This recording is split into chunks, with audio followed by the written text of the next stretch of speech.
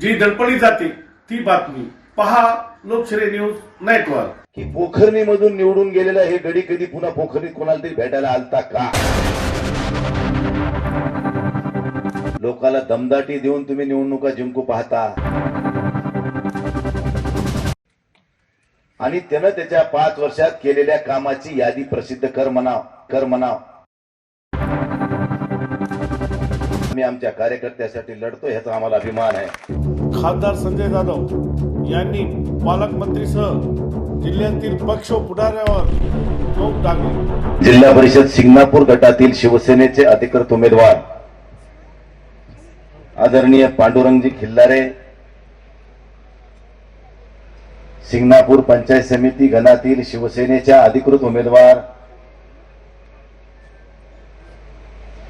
गाव पंचायती गणातील शिवसेनेचे अधिकृत उमेदवार सुरेशराव बेंडे या तिघांच्या निवडणूक प्रचारार्थ आयोजित केलेल्या ह्या सभेला व्यासपीठावरील विराजमान सन्माननीय शिवसेनेचे जिल्हा प्रमुख आदरणीय गंगाप्रसादजी आनेराव, कृषी उत्पन्न बाजार समितीचे सभापती तथा तालुका प्रमुख पंढरीनाथजी घुले पाटील, शिवसेनेच्या नवनिर्वाचित नगरसेविका कुमारी आबुली कांबळे, या गावच्या प्रथम नागरिक सौ खिल्लारे, शिवसेनेचे उपतालुका प्रमुख दगडूअप्पा काळदाते,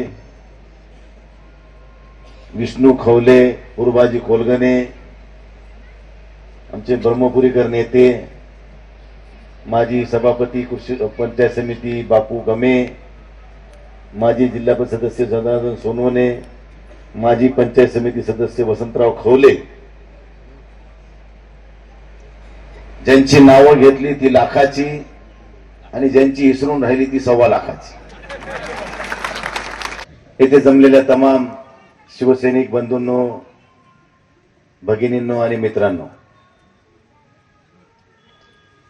याचसाठी केला होता अट्टहास की शेवटचा दिस गोड व्हावा।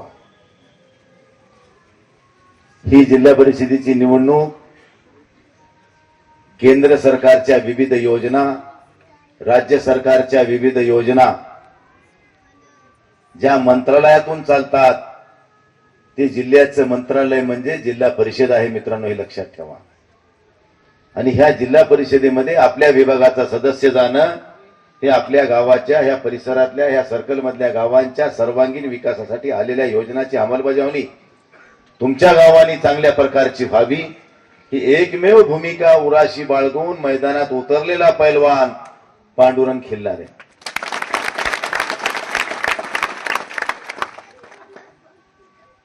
शेवटी निवडणुका होतील, अनेक पूर्वी झाल्या, भविष्यातही होतील, परंतु ह्या सिंगणापूर सर्कलचा इतिहास वेगळा आहे। ह्याच सिंगणापूर सर्कल मधून पहिले आमचे जिल्हा परिषदेचे सभापती आदरणीय धोंडीरामजी काळदाते, दुसरे जिल्हा परिषद सदस्य मोहनराव फड, एकदा नाही दोनदा, चौथे सदस्य आमचे सुरेशराव लोंढे, 5वे सदस्य आमचे जनार्दनराव सोनवणे आणि 6वे सदस्य पांडुरंग खिल्लारे।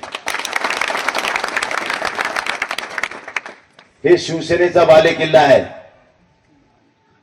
मी तर वरपुडकर साहेबांना म्हणलं, साहेब तुम्ही इथं खाजवाखाजी करू नका, हे शिवसेनेचा बालेकिल्ला आहे। तुम्हाला निवडणूक लढवायला जिल्हा पडलाय, तुम्ही इथं आमच्या बोकांडीवर बसू नका। आम्ही कधी उलटून पाडू पता बी लागायचा नाही तुम्हाला। बरं मला सांगा, ह्या पुढाऱ्याला एवढी काय खाज आहे?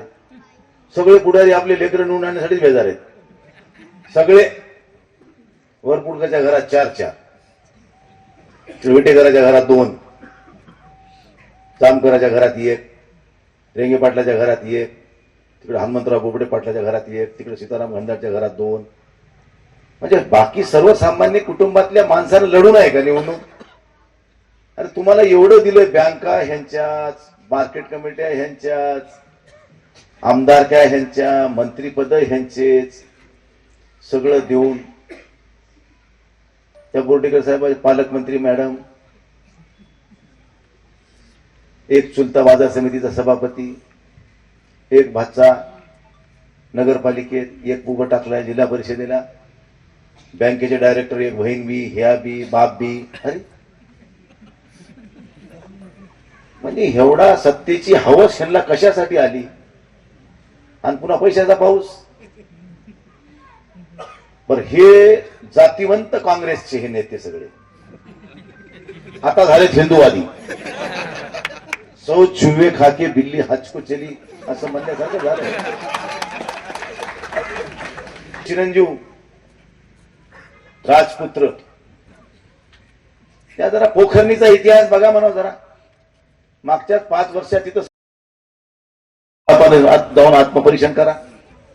शिंगणापूर मतदारसंघातल्या सर्व मतदार बंधू भगिनी, माझ्या मित्रांना, तुम्हाला माझं कळकळीच विनंती आहे, फक्त एकदा तुमच्या सोयऱ्या धायऱ्याला विचारा की पोखरणीमधून निवडून गेलेला हे गडी कधी पुन्हा पोखरणीत कोणाला तरी भेटायला आलता का? आणि त्यानं त्याच्या 5 वर्षात केलेल्या कामाची यादी प्रसिद्ध कर म्हणाव की मी ह्या गावात हे काम केले का कागदावरच बिल उचलून हाणले हे बी जरा क्लिअर सांग. आणि मग सिंगणापूरमध्ये मत मागायला ये. पैशाच्या जोरावर तुम्ही निवडणुका लढू पाहता, लोकाला दमदाटी देऊन तुम्ही निवडणुका जिंकू पाहता. अरे आम्ही बी काही मेले आईचं दूध पेल नाही, हे लक्षात ठेवा.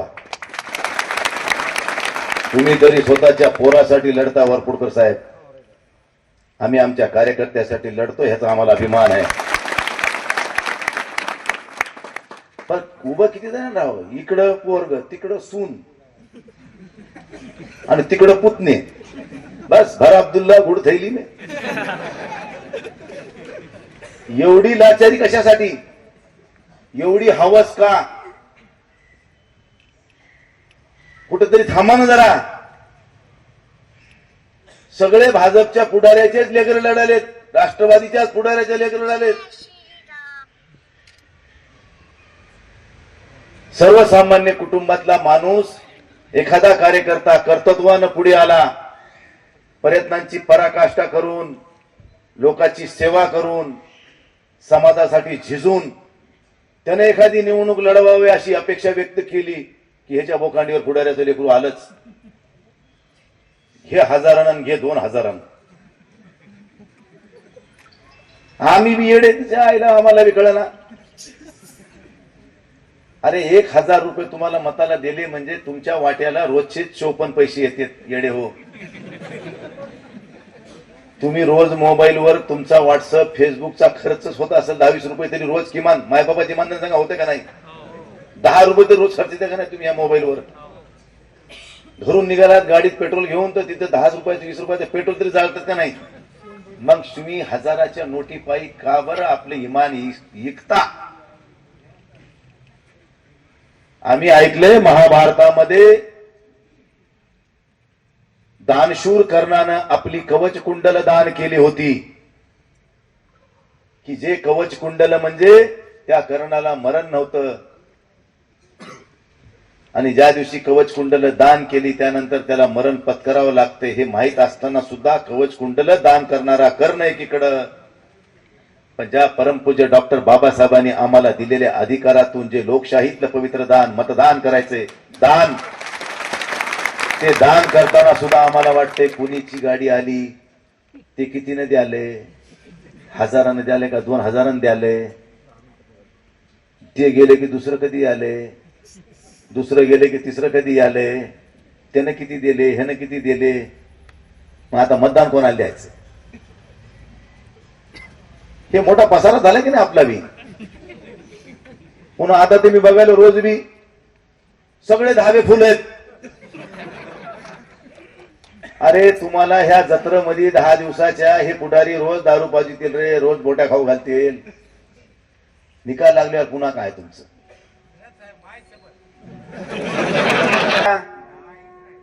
इथं बसलेल्या प्रत्येकानं आपल्या मायबापाची शपथ घेऊन सांगायचं, कोणाच्या मायबापाला असं वाटतंय की मग पोरग रोज दारू पिऊन फिरावं आणि कुणातरी डबक्यात पडावं, असं कोणाला वाटतंय का?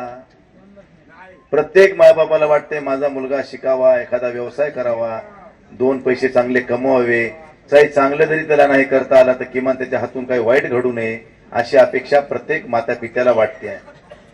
आणि आमचेच पोरं निवडणुकीमध्ये हे राजकीय पुढारी जर दारू पाजून त्याला जर बर्बाद करणार असतील तर अशा पुढाऱ्याला मतदान द्यायचे का हे आम्ही सुद्धा ठरवलं पाहिजे. मी या मताचा आहे.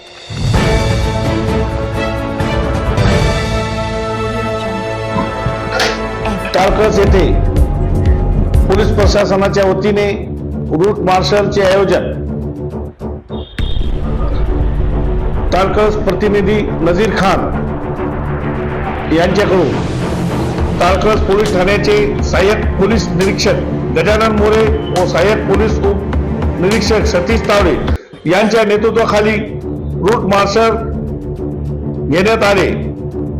जिल्हा परिषद व पंचायत समिती निवडणुका अनुषंगाने 7 फेब्रुवारी रोजी होणारे मतदान हे निर्भयपणे व शांतपणे करण्यात यावे असे आवाहन टाळकस पोलीस प्रशासनाच्या वतीने करण्यात आले. यावेळी 30 पोलीस कर्मचारी व काही होमगार्डचा या रूट मार्च मध्ये समावेश होता. नवनिर्वाचित नगरसेवक यांचा सत्कार संपन्न. परभणी शहरातील कादाबाद परिसरात सईद बाऊंड यांच्या शुभहस्ते नवनिर्वाचित नगरसेवक नदीम इनामदार तथा शहर काँग्रेसचे जिल्हाध्यक्ष व मोहसिन खान उर्फ अड्डू यांचा सत्कार करण्यात आला.